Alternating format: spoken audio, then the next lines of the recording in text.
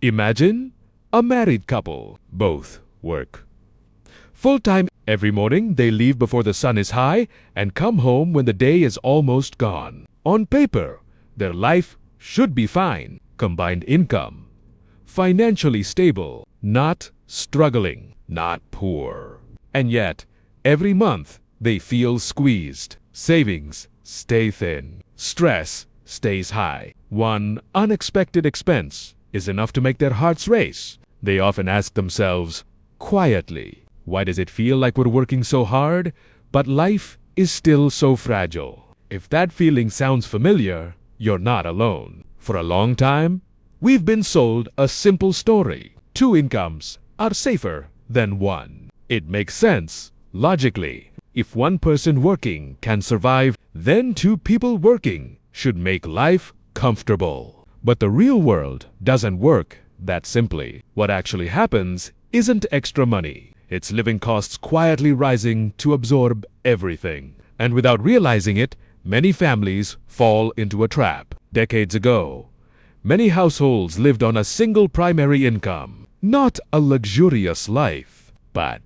enough. Homes were still affordable. Public schools were decent. Healthcare hadn't become suffocating. Most importantly, there was room to breathe. If something happened, illness, job loss, there was still a buffer. There was still a plan B. Today, that reality has nearly disappeared. Now, two incomes aren't a choice. They're a requirement. Not to get rich, but just to maintain a normal standard of living. And this is where the problem begins. Yes, incomes are higher than previous generations. But look at what happened to the cost of living. Housing prices exploded. Healthcare keeps climbing. Children require more spending. Transportation doubles. Time disappears. Energy is drained. The second income that was supposed to provide security ends up being consumed by these costs.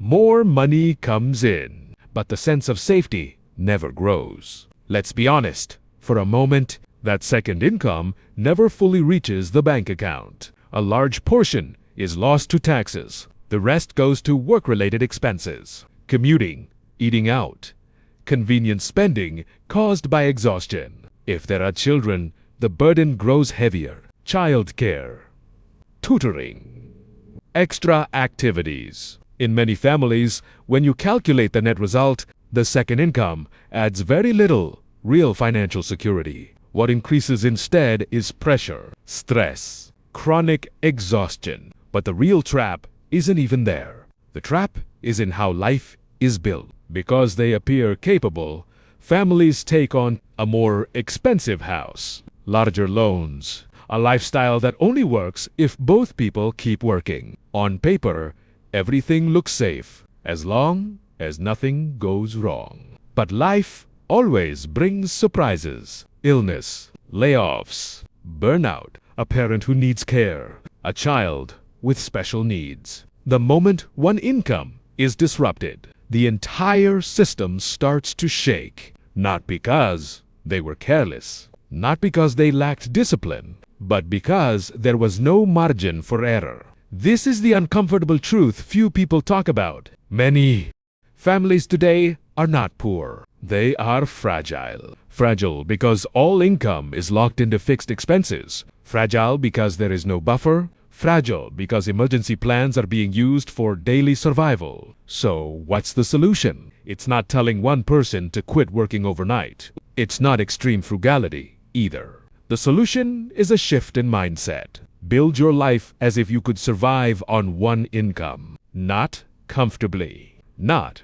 without sacrifice, but intentionally. That means adjusting debt, lowering fixed costs, treating the second income as a backup, not the foundation. When you do this, life starts to breathe again. You gain options. Over time, the results appear. Savings grow. Investments begin to work. Pressure eases, and slowly, you gain the security you once believed would come from having two incomes. The core problem for many families today isn't a lack of money. It's a lack of flexibility. It's not about how big your paycheck is, but how strong you are when life changes. Two incomes won't save you. If everything is already spent before it can protect you, now you know.